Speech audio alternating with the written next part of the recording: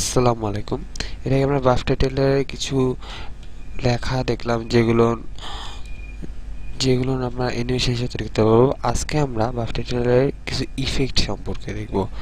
যেমন আমি যদি ব্লু ইফেক্টটি ইউজ করি তাহলে এটা ব্লু হয়ে যাচ্ছে, আর এই যে চিহ্নটা দিতেছে এটা দিলে আপনার ইফেক্টটি ডিলিট হবে, আর এটা দিলে কিন্তু আপনার লেখাটি ডিলিট হয়ে যাবে। জাস্ট এরকমভাবে লেখাটি ডিলিট হয়ে গেল, কিন্তু আমরা লেখাটি ডিলিট করতে চাই না, আমরা চাই ইফেক্টগুলো ডিলিট করতে। ওকে, তারপরে এখানে আরো অনেক রকম ইফেক্ট আছে, আপনারা এগুলো ইচ্ছা করলে ইউজ করতে পারেন।